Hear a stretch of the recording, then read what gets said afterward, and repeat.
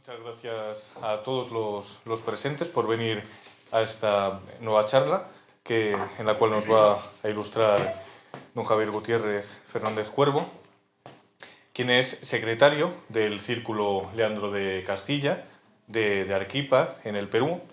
Él es también, por dar algún dato más, es presidente de la Asociación Civil Educativa Domus Aurea y es docente de Ética y de Ciudadanía en el Departamento de Humanidades de la Universidad Continental, que tiene sede también en Arequipa.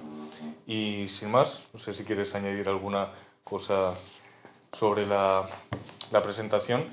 Nos va a ilustrar, naturalmente, sobre... Bueno, hemos titulado la charla con esa idea de Saavedra, que es un autor del siglo de oro, un filósofo político español del siglo de oro, del cual es especialista, nuestro querido Javier, y hemos querido titular la conferencia con una idea muy importante que desarrolla, que es precisamente la de el príncipe cristiano, el príncipe político cristiano, y que justamente esgrime frente a toda la declinación de la modernidad. Y sin más, muchas gracias a todos y cuando quieras, Javier. Muchísimas gracias, Daniel. Muchísimas gracias al Círculo de Madrid.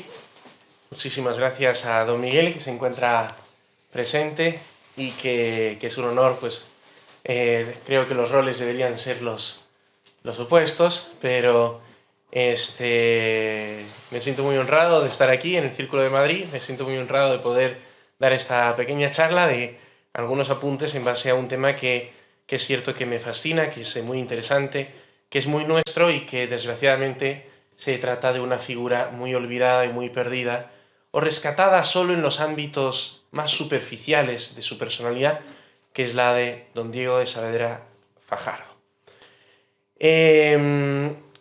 Mi idea es dar un poco de contexto, luego hablar en general de él, y si el tiempo abunda y consigo hacerlo de forma concisa, pues ya a hablar algún tema más a profundidad.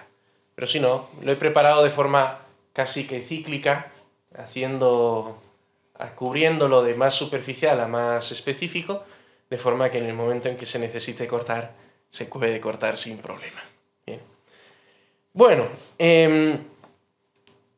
Saavedra Fajardo es un diplomático del siglo de oro español. Bien, el contexto histórico, aunque este auditorio bastante específico, me imagino que lo maneja a la perfección, mi esposa me ha pedido que sea lo más didáctico en su contextualización, así que voy a hacerlo así, o voy a intentarlo. Es un contexto de esplendor hispánico. Bien. Bueno, hay que decir que respecto del título de la conferencia, que más que de la conferencia es de la obra culmen del murciano, que es Idea de un príncipe político cristiano, es interesante porque no habla solo de un príncipe cristiano, es una obra moralizadora, es una obra que es parte del sapiencialismo, pero ya es en un contexto en el que Maquiavelo ya ha aparecido, y Maquiavelo ofrece un príncipe político. Se olvida de lo cristiano y un príncipe meramente político. Estamos hablando de la última de las fracturas de la cristiandad en la tesis de Elías de Tejada, ¿verdad? La ruptura política. No, la última es Westfalia, quiero decir la segunda, si no me equivoco. Maquiavelo es la segunda, la primera es Lutero, la segunda es Maquiavelo. Entonces, la ruptura política. Entonces, Saavedra Fajardo lo que pretende es no un príncipe solamente político desligado de la moral, ni un príncipe solamente cristiano desligado del realismo práctico, político y del saber hacer en términos discutibles de la razón de Estado, ¿bien? Que se puede entender bien, tal y como lo usa Saavedra Fajardo, que se puede entender de forma heterodoxa, tal como lo propone Maquiavelo y sus discípulos. Entonces él propone una una idea de un príncipe político cristiano, ¿bien?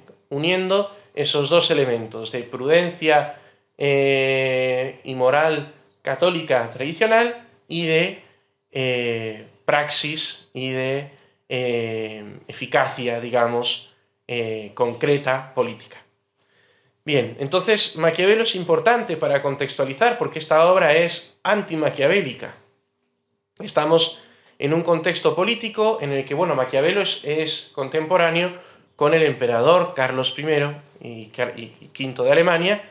Saavedra Fajardo nace un poco después, ya en tiempos de Felipe II, justo estamos, ¿no? Aquí estamos, pues, don Miguel, presidente del Consejo de Estudios Hispánicos Felipe II, y en el tiempo de Felipe II nace Saavedra Fajardo, es decir, en el momento de mayor esplendor, de mayor culmen de la monarquía hispánica, con mayor territorios y demás. Bien. Va a entrar en la diplomacia en tiempos de Felipe III, ya en tiempos de Felipe IV va a ser el gran diplomático que es Saavedra Fajardo, donde ya pues es plenipotenciario en Westfalia, donde escribe esta obra. El invierno madrileño me afecta siempre. Y para que nos entendamos, estamos en un momento de esplendor, pero ya el inicio de la caída de este esplendor hispánico, porque ya pues la paz de Westfalia es así considerada la quinta y última de las rupturas de la cristiandad, y ya pues se viene poco después de él, porque después de Carlos II ya se viene la guerra de sucesión, ¿bien?, y el fin de la dinastía de los Austria y el inicio de la dinastía borbónica, ¿bien? Entonces, prácticamente está en ese momento, desde Felipe II hasta Westfalia. Él muere exactamente 8 años antes. No, 8 es mucho. Él muere, él publica la obra de Idea de un príncipe político cristiano o Empresas políticas 8 años antes de la firma de la paz de Westfalia y muere el mismo año, unos meses antes. Entonces, en este contexto está toda la discusión de la razón de Estado de Maquiavelo. ¿Qué es eso de la razón de Estado? Básicamente es que por el interés político de adquirir el poder político o de mantener el poder político, por el interés político, Maquiavelo define que se puede hacer lo que sea, independientemente de si es bueno o si es malo. Perdón, la ruptura de Maquiavelo no es la ruptura política, es la ruptura moral. Sí, ética, no moral. Bodino es la política, ¿no? Bodino es la jurídica. Bueno, da igual. Estamos en ese contexto de la ruptura de la cristiandad. Entonces, Saavedra Fajardo va a proponernos una razón de Estado desde una comprensión clásica y completamente diversa a la de Maquiavelo, porque Maquiavelo propone eso, que la razón de Estado permite que uno mienta, use medios malos, etcétera, todo por un fin que justifica los medios, ¿no? Saavedra Fajardo va a proponer una razón de Estado entendida como prudencia política en clave de virtudes clásicas o como un bien de la patria, que es bien común temporal. Pero este bien, evidentemente, para ser verdadero bien, debe estar encuadrado en la ética y debe estar encuadrado sobre todo en la ley natural y en la ley sobrenatural también. Entonces, en ese contexto político es en el que se ubica Saavedra Fajardo. En el contexto filosófico es interesante porque es contemporáneo a esta famosa disputa es contemporáneo a toda la escuela de Salamanca y es por lo tanto contemporáneo a esta famosa disputa entre Suárez y Báñez. Y vamos a ver claramente que la propuesta de Saavedra Fajardo es muy bañeziana, con una dependencia absoluta, una consideración de la dependencia absoluta de la causa primera, que es Dios, para toda la política y todos los asuntos. Así que, por lo tanto, vemos ahí que, siendo contemporáneo a esta disputa y por lo tanto no ajeno a ella, se podría sostener que Saavedra Fajardo se ubica más cerca, o si no totalmente cerca, de Báñez. También es en el contexto de toda la reflexión filosófica a raíz del descubrimiento y evangelización de América. En el contexto religioso nos encontramos en el momento de la contrarreforma, es decir, Lutero ya pasó, efectivamente, el Concilio de Trento ya pasó, España es como que la banderada de esta contrarreforma. En este contexto, bueno, ya falleció San Ignacio de Loyola, pero quien es contemporáneo es San Juan de la Cruz y también Santa Teresa de Jesús, si bien nacen y mueren antes, pero llegan a ser contemporáneos, bien, para que ubiquemos a nuestro autor en este contexto. A nivel cultural, Saavedra Fajardo está pues en este esplendor del Imperio Español, donde el real de A8 es moneda global, donde se crea el calendario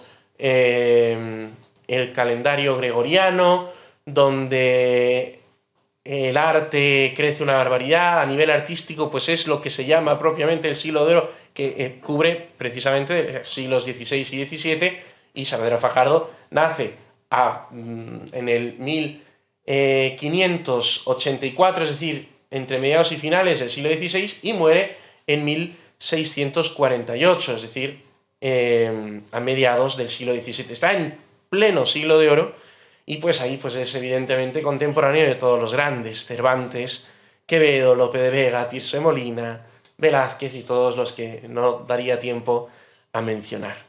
Y en este contexto artístico va a surgir el fenómeno de los emblemas. Con Alciato, él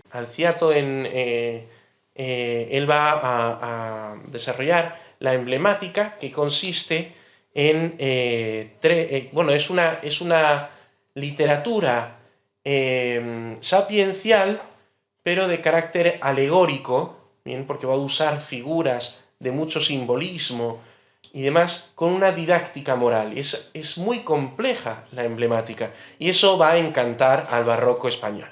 El barroco, que gusta de todo lo complejo, va a sentirse muy atraído por la emblemática, y en España va a adquirir un carácter principal.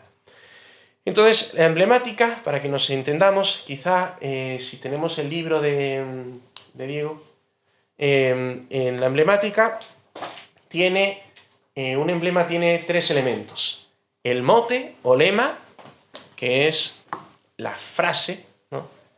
La frase, por ejemplo, si abrimos pues, en cualquier lado, aquí, dicen, este es omne tulit punctum, que se traduce como mezclándolos con primor.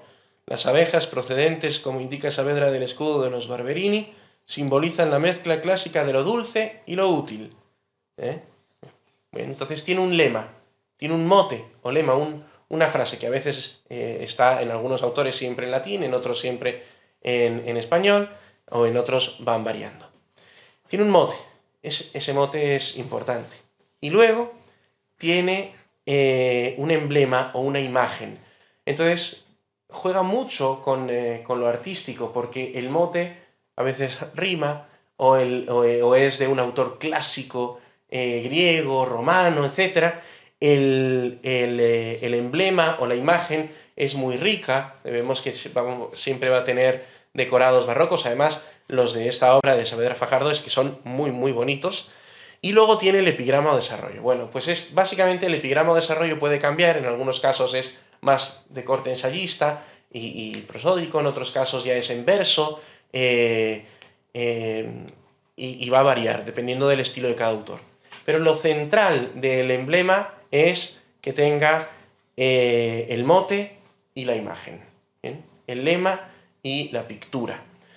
Esos son como cuerpo y alma, ¿no? Así como el hombre se compone de cuerpo y alma, un emblema se compone de esto, y su explicación, que puede variar en forma. Para que se hagan una idea, Saavedra Fajardo es uno de los emblemistas más importantes. Otro gran emblemista que seguramente conoceremos es Quevedo, ¿no? Con sus dos obras emblemáticas más significativas, Heráclito cristiano y también virtud militante. Bueno, pues dentro de lo que es el emblemismo hispánico, el estilo de Saavedra Fajardo es un estilo sentencioso, bastante cercano al conceptismo, aunque no se le puede declarar propiamente conceptista, pero sí en algunos momentos lo parece, pues ¡pum! Frase fuerte, y entonces busca siempre que decir mucho con poco.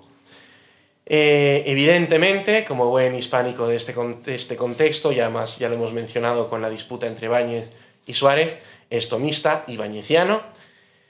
En su propuesta en su propuesta de las virtudes o de su espiritualidad podemos encontrar que es casi carmelita descalzo, aunque él no es carmelita descalzo, él es un seglar, aunque luego entra en la Orden de Santiago, pero sí que busca esa teleología, ese que es tan propio del desengaño barroco, ¿no? Ese olvido del mundo para anhelar solo a Dios, que lo va a acercar también en sus citas y en sus propuestas hacia un senequismo, un estoicismo senequista, pero y también a un recurso muy constante de Tácito, aunque no es tacitista, porque el tacitismo implicaba ya una asunción del maquiavelismo en cierto grado, y Saavedra Fajardo rompe claramente y es anti-maquiavélico. Entonces, nos hacemos una idea de este contexto, de la figura de don Diego de Saavedra Fajardo, que es un hombre que fue creciendo a nivel diplomático y, bueno, pues precisamente en sus últimos años ya va, evidentemente, un poco a peor después de ser plenipotenciario en Westfalia. Él no llega a vivir en la firma final, sino que muere unos meses antes, pero está en ese contexto. Él es consciente de lo que es el grandísimo imperio español y él es consciente también de lo que es la caída de un imperio. Entonces es un hombre que sabe de política, no está hablando de algo que filosofa desde una torre de marfil, ¿no? Él sabe de lo que habla porque él se dedica a la política. Él propugna una política católica, antimaquiavélica, de contrarreforma, no podemos hablar de contrarrevolución porque propiamente pues, la revolución está germinando, pero sí de contrarreforma y de tiempos de luz ante el asomo de la oscuridad. En Saavedra Fajardo es clave el asunto de la verdad frente a la opinión, la realidad frente a las apariencias, el desengaño, esto tan barroco, y su frase de la empresa 32, no pende la verdad de la opinión, va a ser un asunto clave. La filosofía nace de esto. La filosofía, si leemos la obra de Rafael Gambra, Historia sencilla de la filosofía, nos lo menciona insistentemente. El tema del cambio, la disputa entre las cosas que permanecen y las cosas que varían, que luego se relaciona con los universales, las realidades que permanecen universales a los diferentes individuos y las realidades concretas y particulares que varían y que son cada una diferente de la otra. Eso es básicamente el asunto que va a servir de nexo para toda la filosofía. Pues evidentemente Saavedra Fajardo entiende que aquí radica el punto de la lucha contra Maquiavelo, porque Maquiavelo lo que plantea es una teoría política, una opinión, una subjetividad de lo que puede o no convenir a mis fines personales o familiares o políticos. En cambio, frente a teoría, Saavedra Fajardo, en estos términos, aquí me remito a Juan Fernando Segovia, frente a la teoría, Saavedra Fajardo ofrece teorética, contemplación de las realidades. Frente a la opinión, Saavedra Fajardo ofrece la verdad, la realidad, la comprensión de la verdad como lo que es, la adecuación del intelecto a la realidad, y por tanto, centrar la política verdaderamente en la realidad. Y frente al interés, ver verdaderamente la virtud y el obrar de acuerdo a la voluntad de Dios.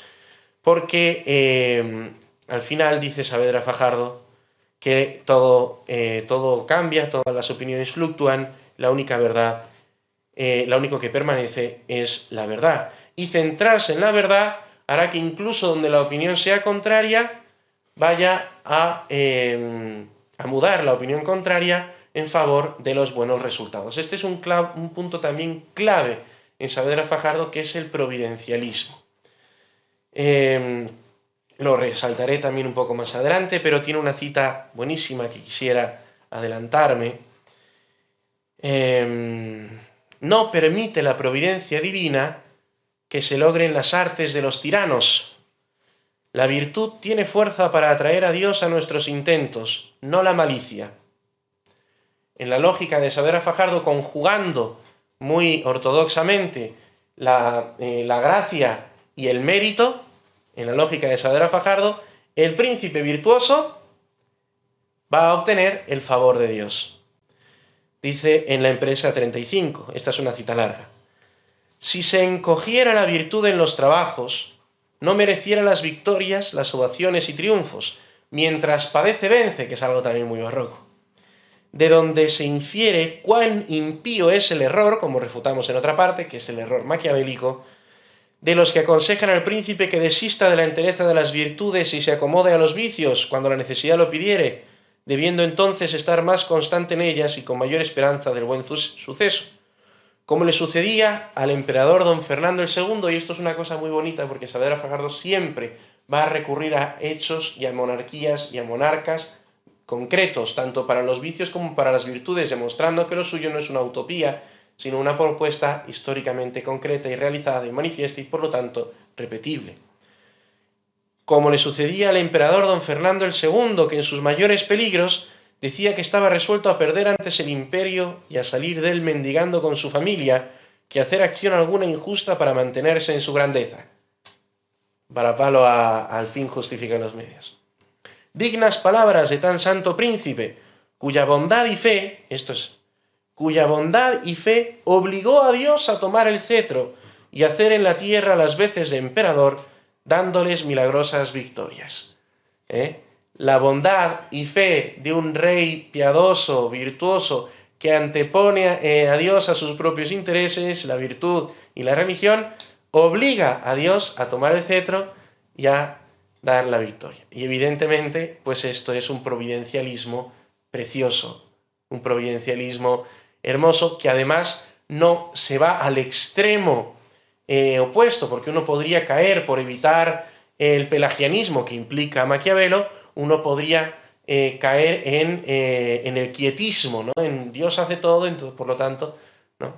Pero es un príncipe político cristiano el que propone Saavedra Fajardo, y por lo tanto va a necesitar no solo de, bueno, por supuesto, va a necesitar de la virtud y demás, pero a raíz de su virtud y a raíz de su amistad con Dios, va a tener a la prudencia como centro y guía de su acción política, de su acierto.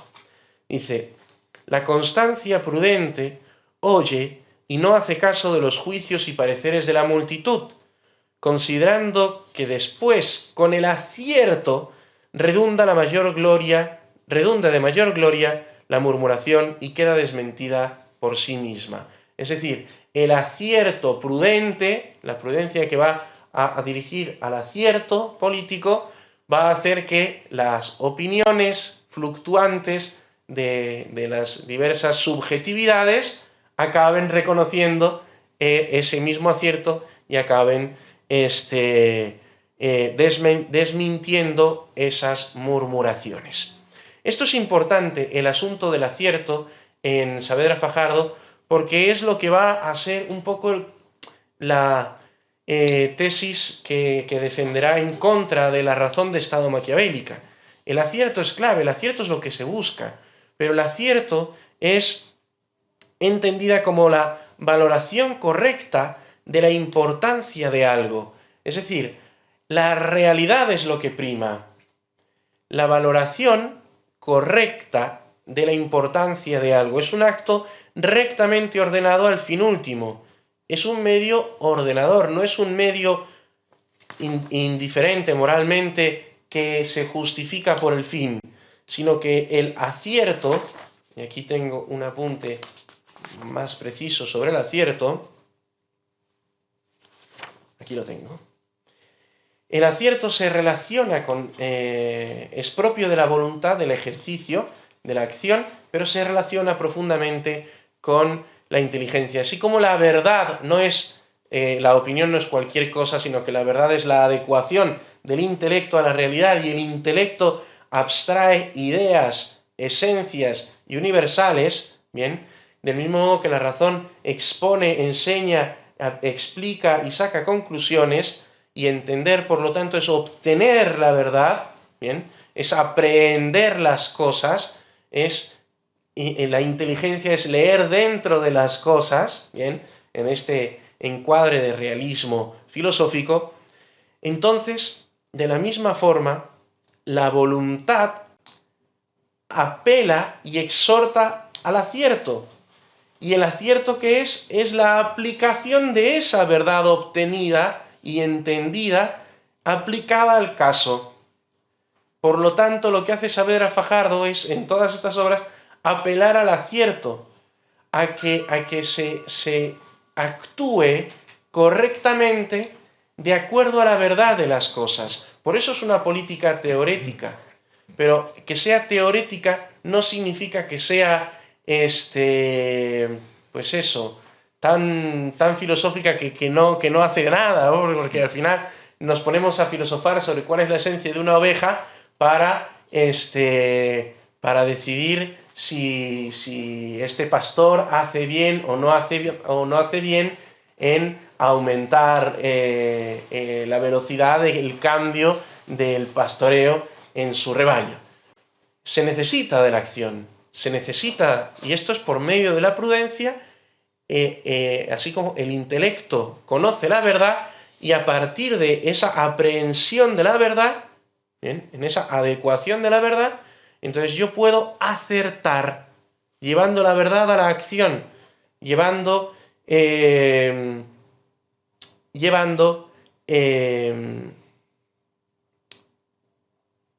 haciendo que la verdad se alcance en la práctica, en el practicar el bien en la verdad. Y por lo tanto, el acierto y la propuesta política de Diego de Saavedra Fajardo es análoga a la verdad.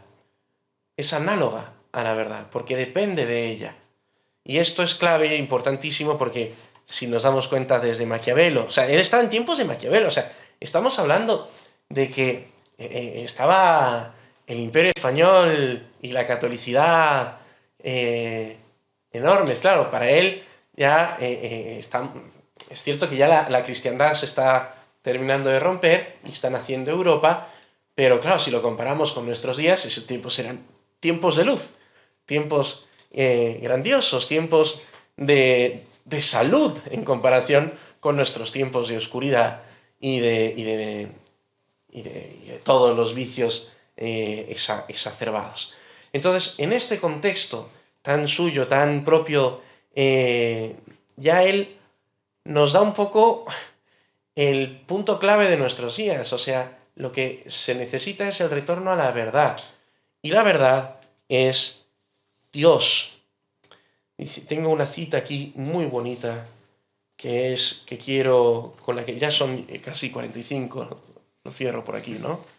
10 minutos más, yo pienso. Vale. Bueno, igual voy con esta cita.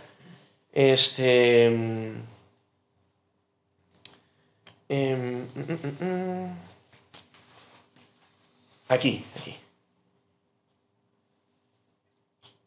Sí. Perfecto, aquí está. Esta cita es.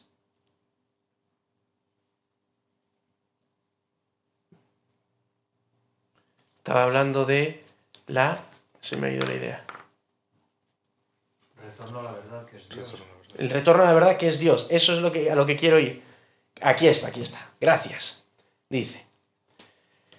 En la relación de la política y de la verdad y de Dios. Dice.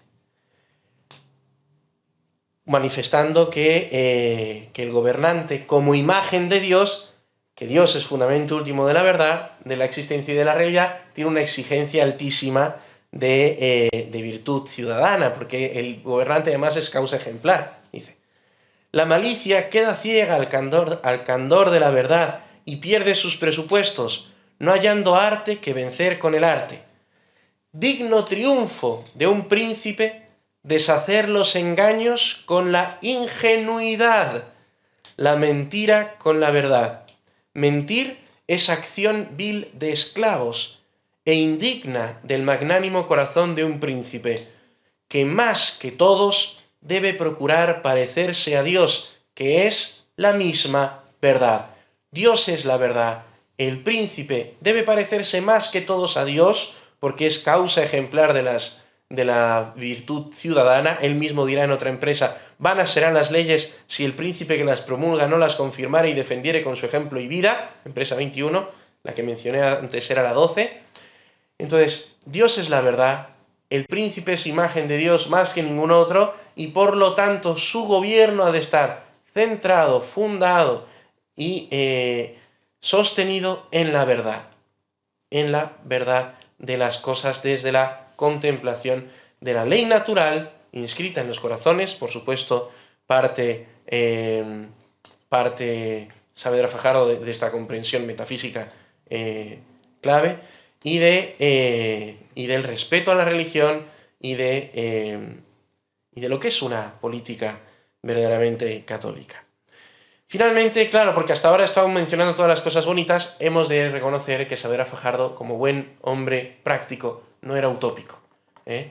No vendía simplemente que todo va a ir bien y bonito. Él es consciente del contexto en el que está. Él está en las negociaciones de Westfalia peleando, digamos, con... ¿cómo se llama? El francés es Richelieu. ¿Cómo se pronuncia? Richelieu. Yo de francés no sé pronunciar nada, así que Richelieu, ¿no? Entonces, ve claramente lo que está sucediendo en Europa y es consciente. Entonces, lo suyo no es, ni podría ser, para nada, una esperanza utópica. Él es testigo un poco de esta debacle de la hegemonía hispánica en Europa, y en ese sentido, él en este contexto escribe en su Empresa 87 con toda claridad: tienen su periodo los imperios. El que más duró, más cerca está de su fin. También, aunque conoció a la España más elevada, él dice, propio con este espíritu tan suyo de desengaño y de realismo barroco, dice: lo que más sube, más cerca está de su caída. Es consciente de todas estas realidades. Parte de la comprensión de la naturaleza caída del hombre, de la realidad, digamos, de la inconsistencia temporal por el pecado original que introduce la corrupción y mutación en todo. Es consciente de todas estas cosas y, sin embargo, que es lo que yo creo que es más bonito en Saavedra Fajardo, aunque es consciente de esto, así como pues nosotros, que vemos el mundo en el que estamos, no podemos decir: no, mañana ya va a estar todo bien, ¿no? Mañana va a estar todo bien, vamos a reinstaurar una política, vamos a volver a Dios, patria, fuero, rey, vamos a establecer automáticamente, porque como Dios es tan bueno, ¿no?, y premia al virtuoso, entonces vamos a ser virtuosos y Dios, pum, pondrá la varita, ¡puc!, en nuestros territorios y ya está. No somos utópicos, no estamos alejados de la realidad. Y sin embargo, por eso mismo, sabemos que la realidad última es Dios, es el cielo, y es que Dios es justo. Y como Dios es justo, de Dios no escapa ningún castigo ni ningún premio. Y en ese sentido, terminaré con una cita de una otra empresa, la Empresa 35, que se relaciona tanto al espíritu dificultoso de nuestras vidas y y de su espíritu barroco y senequista, que se relaciona tanto con la filosofía in arduis de Hernán Cortés o con el Ferendo Vincam del mismo Séneca, que dice: cuanto más oprimido el aire en el clarín, sale con mayor armonía y diferencia de voces. Así sucede a la virtud, la cual nunca más clara y sonora que cuando la mano le quiere cerrar los puntos. El valor se extingue si el viento de alguna fortuna adversa no le aviva. La felicidad nace, como la rosa, de las espinas y trabajos. Muchas gracias.